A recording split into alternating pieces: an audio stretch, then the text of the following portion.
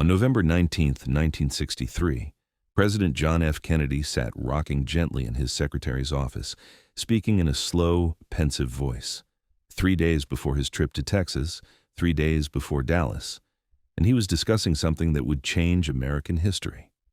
"You know, if I am re-elected in '64, Kennedy told Evelyn Lincoln, his personal secretary of 10 years, "I'm going to spend more and more time making government service an honorable career." He paused, still rocking. Then he said it, the words that sealed his fate. "I will need as a running mate in '64 a man who believes as I do." Evelyn Lincoln understood immediately. She asked the obvious question. "Who is your choice as a running mate?" Kennedy didn't hesitate. He mentioned several possibilities. North Carolina Governor Terry Sanford, others. Then he made it crystal clear. "At this time, I am thinking about Governor Terry Sanford of North Carolina. But it will not be Lyndon. It will not be Lyndon." 3 days later, Kennedy was dead. Lyndon Johnson was president. And every investigation into Johnson's criminal activities stopped immediately. If you want to understand how a vice president facing political destruction and possible imprisonment became president the exact moment he needed it most, hit that like button. This is the story they buried, the timing they couldn't explain, the coincidence too perfect to believe. Let's go back to the autumn of 1963. Lyndon Baines Johnson, Vice President of the United States, was drowning. Not in water, in scandals, multiple scandals, career-ending scandals, prison time scandals. The Bobby Baker scandal was exploding. Baker, Johnson's protege, the man LBJ once said, "If I had a son, I would want him to be just like you," was under Senate investigation for corruption, bribery, and using his position to enrich himself. Baker's salary as Johnson's assistant was $1,900. His net worth, $1.7 million. Someone wasn't telling the truth. Attorney General Robert F. Kennedy, Bobby Kennedy, the president's brother, was investigating Baker for tax evasion and fraud, and the investigation was leading straight to Lyndon Johnson. Baker had been Johnson's bluntest instrument for years, arranging deals, procuring favors, funneling money. Now the instrument was breaking, and Johnson's fingerprints were all over it. On October 7, 1963, Bobby Baker resigned from his Senate position under pressure. The scandal wasn't ending. It was intensifying. Republicans smelled blood. Reporters were digging. The Senate Rules Committee scheduled hearings, and everyone knew the real target wasn't Baker. It was Johnson. But Bobby Baker was just the beginning. There was also the Billie Sol Estes scandal. Estes, a Texas con man and Johnson friend, was running massive fraud schemes involving non-existent fertilizer tanks and illegal cotton allotment transfers, millions of dollars, federal programs, and connections to Lyndon Johnson that couldn't be explained away. Then, there was the TFX scandal, a $7 billion contract for a fighter plane awarded to General Dynamics, a company based in Fort Worth, Texas. The Pentagon's Source Selection Board, top military brass, had unanimously found that Boeing's proposal was technically superior and cheaper. 3 times they recommended Boeing.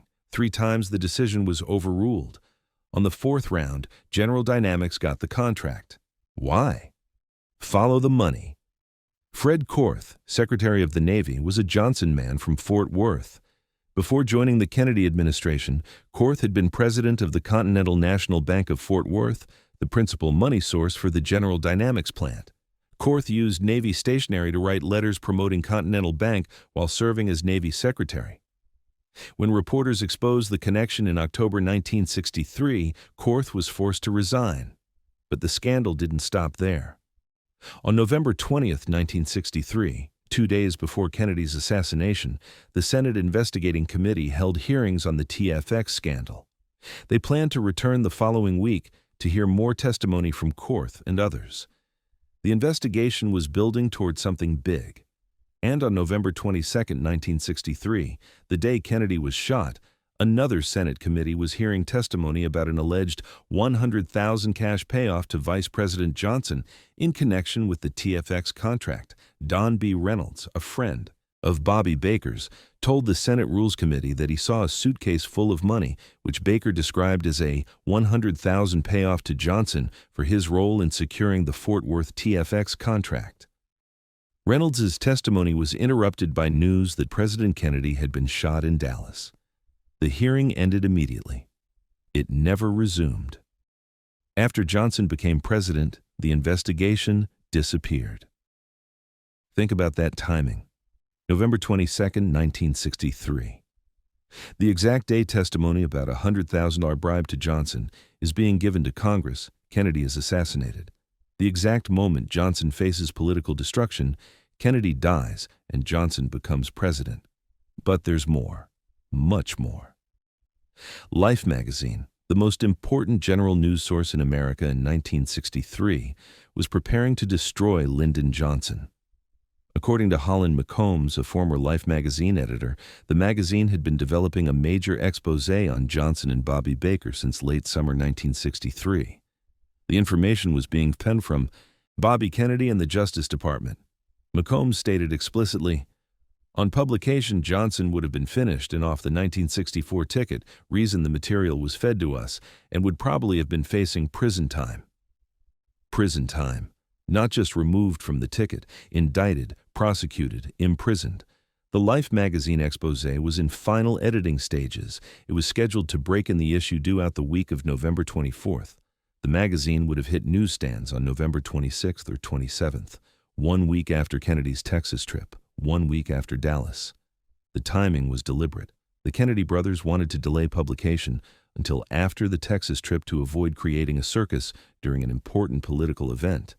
The article had been prepared in relative secrecy by a small special editorial team. It was nearly print-ready. According to McCombs, the exposé included detailed evidence of TV advertising kickbacks, corruption schemes, and criminal activity that would have ended Johnson's political career and sent him to prison. On November 22, 1963, after Kennedy was shot, the boss of the Life magazine team gathered up all research files and all numbered copies of the nearly print-ready draft and shredded them. The issue that was supposed to expose LBJ instead featured the Zapruder film of Kennedy's assassination. The article that would have destroyed Lyndon Johnson was buried forever, the day Kennedy died. Now let's talk about what Kennedy knew and what Kennedy planned to do. According to Evelyn Lincoln's personal papers discovered in the John F. Kennedy Library, Kennedy had made up his mind. On November 19, 1963, written on White House memorandum paper dated Nov 19, 1963, Lincoln documented the conversation. Kennedy was going to drop Johnson from the 1964 ticket. This wasn't speculation. This wasn't gossip. This was the President of the United States, 3 days before his death, telling his secretary of 10 years that Lyndon Johnson would not be his running mate in 1964. And Kennedy had reason. By 1963, Kennedy had become convinced that Johnson was unfit to assume the presidency. Kennedy made Johnson chairman of the Presidential Commission on Equal Employment Opportunity, only to have commission members complain Johnson showed little leadership. "That man can't run this committee," Kennedy complained to Bobby. "Can you think of anything more deplorable than him trying to run the United States?" Evelyn Lincoln noticed Johnson's name appearing less and less on invitation lists to crucial policy meetings in 1963. Her records showed Kennedy and Johnson meeting alone for over 10 hours in 1961. By 1963, only 75 minutes total for the entire year. Kennedy was freezing Johnson out, slowly, deliberately, preparing to remove him from the ticket, and Johnson knew it. According to one conversation documented by Lincoln, Kennedy told her, "The only thing Mr. Johnson is afraid of is that I will not put him on the ticket in 1964. Johnson was afraid, because Johnson knew what was coming. The Bobby Baker investigation was accelerating. The TFX scandal was exploding. The Billie Sol Estes fraud was being exposed. Life magazine was preparing its exposé. Bobby Kennedy was investigating him for tax evasion and fraud. The Senate was scheduling more hearings, and his own boss, the president, was planning to dump him from the ticket. Lyndon Johnson was cornered, completely, utterly, no way out. Let's be clear about what Johnson faced in November 1963. If Kennedy lived and won re-election in 1964, Johnson would be dropped from the ticket. Without presidential protection, the investigations would proceed. The Senate would continue its hearings, Life magazine would publish its exposé, Bobby Kennedy would prosecute, Johnson would be indicted, convicted, imprisoned. Johnson's own grandmother had predicted it. According to Bobby Baker, Johnson was terrified of being dragged down by the scandals. Baker wrote, LBJ was already nervous because of the Billie Sol Estes scandal and the resignation of a Texas friend, Fred Korth, who'd quit as Secretary of the Navy following conflict of interest accusations. Johnson was petrified, in Baker's words, and Johnson had reason to be petrified. This wasn't just about losing the vice presidency. This was about losing everything, his career, his freedom, his legacy. And then, on November 22, 1963, in Dallas, Texas, Johnson's home state, President Kennedy was shot and killed. At 2:38 p.m. aboard Air Force One, with Jackie Kennedy standing beside him still wearing her blood-stained pink suit, Lyndon Baines Johnson was sworn in as the 36th President of the United States. Within hours, everything changed. The Bobby Baker investigation? Postponed. Then, quietly dropped. The Senate Rules Committee investigation looking into Johnson's involvement ended. No more hearings, no more subpoenas, no more testimony.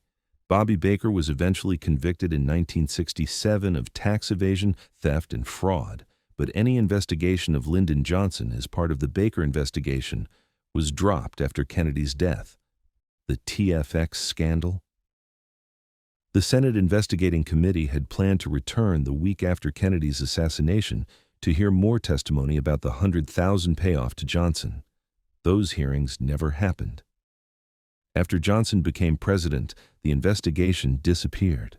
Don B. Reynolds' testimony about seeing a suitcase full of cash meant for Johnson, forgotten, buried, never mentioned again. The Life magazine exposé, destroyed, literally shredded. The article that would have ended Johnson's career and sent him to prison was gathered up and destroyed the day Kennedy died. The editors who spent months investigating Johnson burned their research. The nearly print-ready draft was torn apart. Nothing survived. The Billie Sol Estes scandal, the fraud investigation that threatened to expose Johnson's involvement in illegal cotton allotment schemes and federal corruption, ended. Estes was convicted of fraud, but nothing touched Johnson. The President of the United States can't be indicted, and Johnson was now president. Think about what happened. Every single threat to Lyndon Johnson's career, every investigation, every scandal, every prosecution ended the moment Kennedy died. Not gradually, immediately, the same day. November 22, 1963, the Senate committee hearing testimony about a $100,000 bribe to Johnson, interrupted by news of Kennedy's assassination. Never resumed. The Life magazine exposé scheduled to destroy Johnson's career, shredded within hours of Kennedy's death. The president, planning to drop Johnson from the 1964 ticket, dead in Dallas. The attorney general investigating Johnson for corruption, resigned and left government within months. Every obstacle, every threat, every investigation, gone, all of it in one day. And Lyndon Johnson, who was facing political destruction, possible indictment, and likely imprisonment, became the most powerful man in the world. Critics argue this is all coincidence. Kennedy's death was tragic, they say, but unrelated to Johnson's scandals. The timing was unfortunate but meaningless. Lee Harvey Oswald acted alone, killed Kennedy for his own deranged reasons, and Johnson just happened to benefit. But let's examine the coincidences. Coincidence 1. Kennedy tells his secretary on November 19th that he's dropping Johnson from the ticket. 3 days later, Kennedy is dead. Coincidence 2. A Senate committee is hearing testimony about a $100,000 cash bribe to Johnson on November 22nd, the exact day Kennedy is shot. The testimony is interrupted by news of the assassination. The investigation never resumes. Coincidence. 3. Life magazine is in final editing stages of an exposé that would have destroyed Johnson's career and sent him to prison. The article is scheduled to hit newsstands 1 week after Kennedy's Texas trip. Kennedy dies during the Texas trip. The article is shredded and never published. Coincidence. 4. Multiple investigations into Johnson's corruption. Bobby Baker, TFX, Billie Sol Estes, all end immediately after Kennedy's death. Not one continues. Not one produces indictments of Johnson. Coincidence. 5. Johnson, facing political destruction in November 1963, becomes president in November 1963, the exact moment he needed it most. How many coincidences does it take before a pattern emerges? Now, let's be clear. There is no direct evidence that Lyndon Johnson ordered Kennedy's assassination. No smoking gun, no confession, no paper trail. The Warren Commission concluded Lee Harvey Oswald acted alone. Most historians accept that conclusion. But what we do know, what is documented, proven, and undeniable, is this. Lyndon Johnson was facing political destruction in November 1963.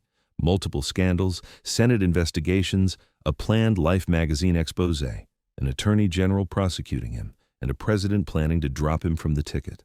Johnson had motive, survival, everything he had built, power, influence, legacy, was about to be destroyed. Prison was a real possibility. Political ruin was certain. Johnson had opportunity.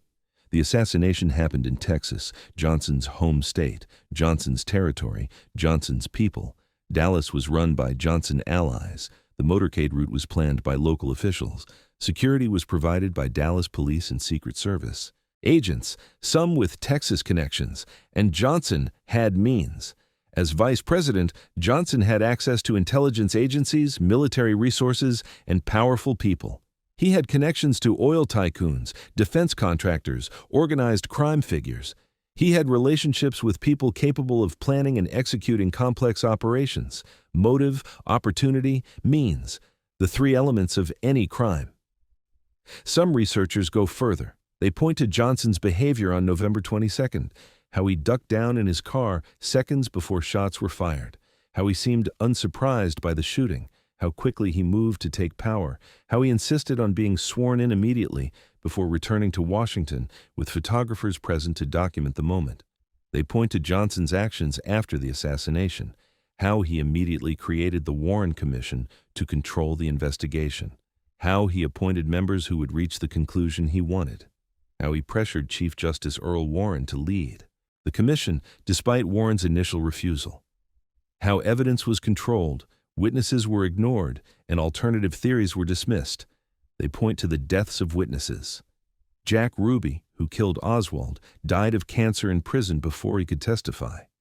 Dorothy Kilgallen, a journalist investigating the assassination, died under mysterious circumstances. Lee Bowers, an eyewitness who saw suspicious activity behind the grassy knoll, died in a car accident. David Ferry, connected to Oswald, died just before he was scheduled to testify. The list goes on. Dozens of witnesses and investigators dead within years of the assassination. But we don't need conspiracy theories. The documented facts are damning enough. Fact 1. On November 19, 1963, President Kennedy told his secretary he was dropping Johnson from the 1964 ticket. Fact 2. In late summer and fall of 1963, Life magazine was preparing an exposé that would have destroyed Johnson's career and likely sent him to prison. Fact 3. Multiple Senate investigations in October and November 1963 were connecting Johnson to corruption, bribery, and kickbacks. Fact 4. On November 22, 1963, a Senate committee was hearing testimony about a $100,000 cash payoff to Johnson when news arrived that Kennedy had been shot. Fact 5. Every investigation into Johnson's corruption stopped immediately after Kennedy's death and Johnson's assumption of the presidency. Fact 6. The Life magazine exposé, nearly print-ready, was gathered up and shredded within hours of Kennedy's assassination. Fact 7. Lyndon Johnson, facing political and legal destruction in November 1963, became president in November 1963. These are not theories. These are documented historical facts. The question is not whether Lyndon Johnson benefited from Kennedy's death. He obviously did. Massively, immediately, completely. The question is whether that benefit was coincidental or causal. Was Johnson simply the luckiest man in American history? Did fate intervene at the exact moment he needed it most? Did Kennedy's death, which saved Johnson from political ruin, criminal prosecution, and possible imprisonment, just happen to occur at the precise moment Johnson needed saving? Or was it something else? History tells us that men with everything to lose and the power to act will do whatever is necessary to survive. History is full of political murders, coups, assassinations, leaders eliminating threats. It's not conspiracy theory, it's history. Julius Caesar, stabbed by senators who feared his power. Abraham Lincoln, shot during a war that threatened powerful interests. Archduke Franz Ferdinand, assassinated, triggering World War I. Mahatma Gandhi, killed by someone who opposed his vision. Martin Luther King Jr., assassinated in 1968. Robert Kennedy, shot in 1968 just as he was winning the presidential nomination that would have made him president and allowed him to reopen investigations into his brother's death. Political assassination is not rare. It's not unthinkable. It's not impossible. It happens. And it happens when powerful people are cornered and desperate. In November 1963, Lyndon Baines Johnson was cornered and desperate. More desperate than any vice president in American history. He faced political destruction, criminal indictment, and imprisonment. The president was planning to drop him from the ticket. The attorney general was investigating him for corruption. Life magazine was about to publish an exposé that would have ended his career. The Senate was hearing testimony about cash bribes paid directly to him. And then Kennedy died. And everything changed. Every threat disappeared. Every investigation ended. Every scandal was buried. Johnson became president. And he remained president for 5 more years, winning election in his own right in 1964, passing landmark civil rights legislation, escalating the Vietnam War, and shaping American history. The only American president who didn't seek or win his office through election was Lyndon Baines Johnson. He was vice president. Then, suddenly, he was president, not by vote, by bullet. Onei no tati. November 19, 1963, John F. Kennedy told his secretary, "It will not be Lyndon." 3 days later, Kennedy was dead. Lyndon Johnson was president, and every investigation into Johnson's crimes stopped immediately. Coincidence or conspiracy? History doesn't repeat, but it echoes. And the echo of November 22, 1963, still reverberates. The questions remain unanswered. The timing remains too perfect. The coincidences remain too many. If this story made you question what you've been told, do something simple but powerful. Hit that like button. Every like tells YouTube this history deserves to be heard. Subscribe and turn on notifications so you never miss our investigations into the truth they tried to bury. Every day, we uncover stories hidden in declassified documents, sealed testimony, and forgotten archives. Stories of power, corruption, and the murders that shaped history. True crime, true power, true history. Now I want to hear from you. Drop a comment. Was JFK's assassination the luckiest coincidence in political history? Or did Lyndon Johnson kill to survive? Are you in the US, Europe, Middle East, Asia? Our community spans the globe. Share your thoughts, share your city, keep this conversation alive, because uncomfortable truths don't stay buried forever. And November 22, 1963 wasn't just a tragedy. It was a turning point, a moment when everything changed, when investigations ended and power shifted, when a man facing prison became president. Thank you for watching, and remember, history doesn't repeat, but it echoes, and only by understanding the past can we see the pattern. The desperation, the timing, the motive, JFK versus LBJ, the president versus the vice president, the man who wanted to drop him versus the man who had everything to lose. 3 days. November 19th to November 22nd. From "It will not be Lyndon" to President Johnson. 3 days that changed everything. The question is, why?